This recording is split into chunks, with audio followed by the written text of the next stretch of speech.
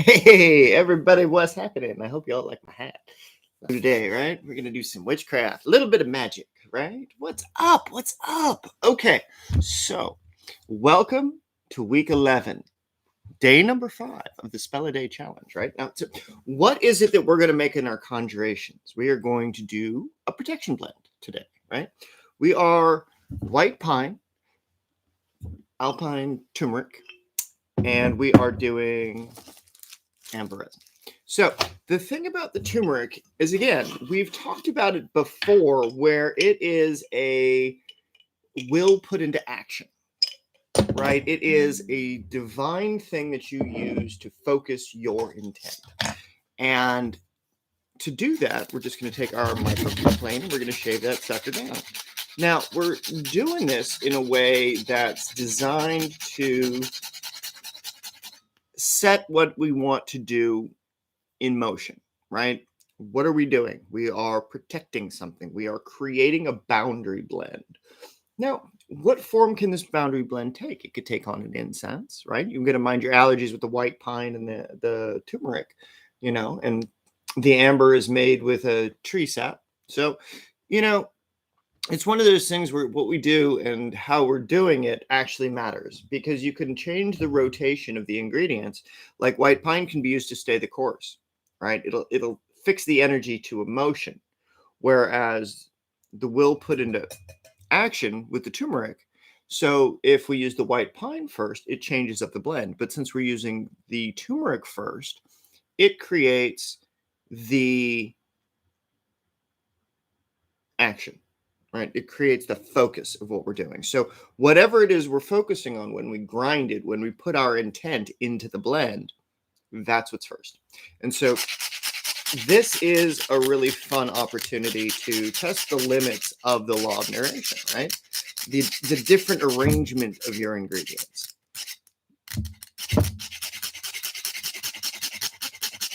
And this is a really lovely smelling ingredient, right? It's different from the general ground turmeric that I've been using that I also cook with, right? This stuff is the alpine stuff. So it comes out of the same place that the alpine galangel comes from, or the low john, right? And so now that we have will put into motion, well, what do we have to do with that will now that it's moving, right? Now that we've set it free from the roots of the earth?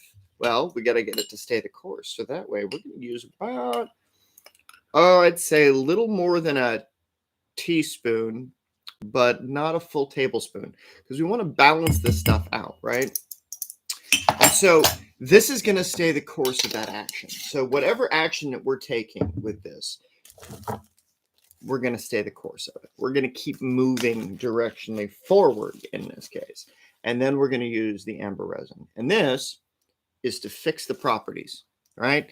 Now, we're protecting the properties, but we're also focusing those properties. And so we have action, and we have the course that action will take. And then whatever comes along on that action, we have to protect. So that way there is no interference with that. And so this becomes our narrative. This becomes the thing that shall not be interfered with when we grind all these things together. And the nice thing is that because the white pine has already been powdered, everything is fantastically able to blend together nicely. And so with something like this, we have a very nice, easy, quick blend to do that can form the base of many different types of incense. So this can be used as a purifier. This can be used with the focus blends. This can be used with the manifestation blends from the other day. But it's a nice, simple way to use nature in order to create a narrative that allows you to create that flow. And so if you were to use the amber first, you would create protection, and then you would stay the course of that protection, or you would be putting in place that protection, depending on which ingredient you put next, right? So amber is first in this hypothetical sense.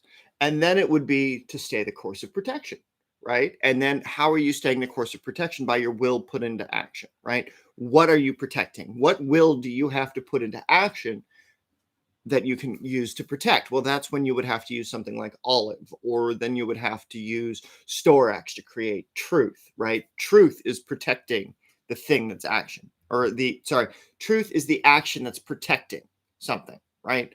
And so that's what you have to think about when you're creating your structure of the herbalism in your spellcraft.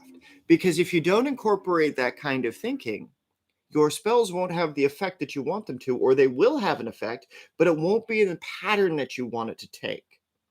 And the patterning of your spellcraft is just as important as the ingredients you select, right? Is because you're working through these arrangements of herbs and ingredients and principles and properties, right?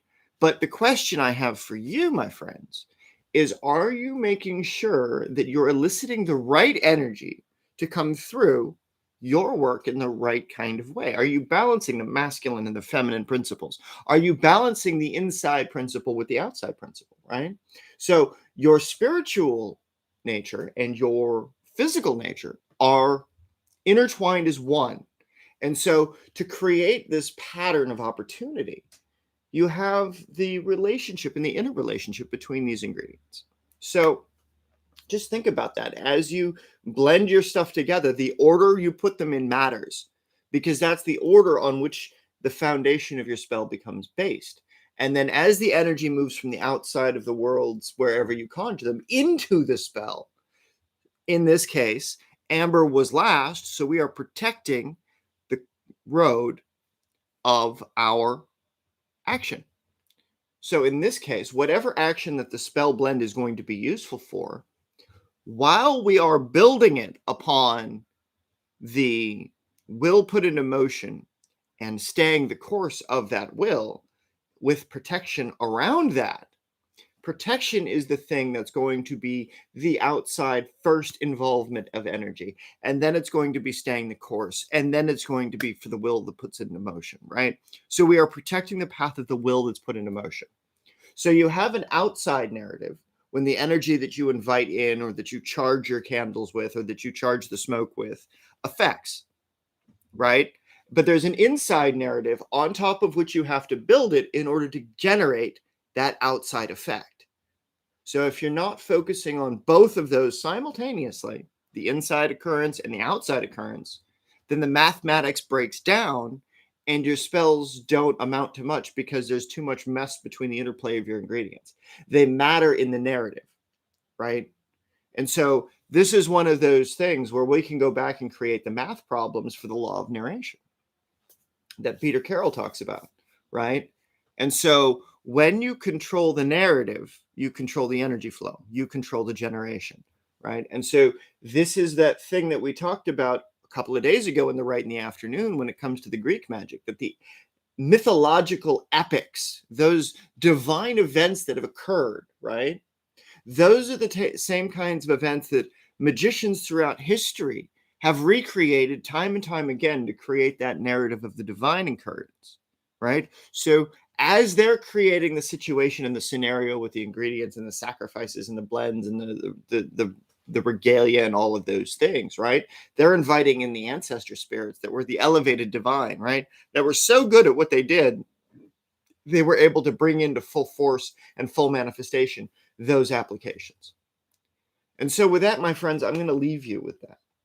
Because how does your narrative affect? How is your spellcraft affected, right? And so this is those opportunities to go deeper. And one of the things is we've only got a few weeks of the Spell of the Day program in the form that it's in left. I only planned this out for a 15-week process. So that way you can enjoy 3 months of development, 3 months of going through the different things that you can do every day, even if you don't use every ingredient on the list, right? But you can still go through and you can still see, how does this spell work? How does this idea work? And so that way you can apply it to your best methods. Right? How can understanding the narrative of an incense blend work better if you're doing a spell of summoning, or if you're doing a spell of protection, or if you're creating an amulet, right? If you're writing down the sacred scriptures for talismans, or if you're making a phylactery, right? If you're creating something that's stitched and sewn, or if you're creating something that is new. That's the question you have to ask yourself. And so while you do these things, while you create these kinds of applications and understandings, what is it that you're going to do as a direct result of that? And how, as a direct result of that, do you get your will to manifest? By what means do you have your will manifesting? By what means are you doing this stuff? Are you using fire to release? Are you using air to release? Are you using water to release? Or are you adding it back into the earth to put a boundary around your house, right? Are you putting it in a line across your threshold to protect your will as it moves forth from your house? Are you drawing patterns with the dirts and putting a candle on it so that it takes the form of that sigil that you've drawn with the sacred powders, right? Because once you start intermixing with your will these ingredients, they become an element of the divine because you are an expression of the divine. And so to create these things and to make it tangible to yourself, these are the things and the applications of those things that we need to consider. So, my friends, I will say I bid you adieu until 2 p.m. Stay safe and mind your allergies with this stuff because that pine dust can make you a little sneezy. I know it's got my allergies going a little bit. So, stay safe, my friends, and I will chat with you in a little while. Otherwise, have a wonderful afternoon. Stay safe for now.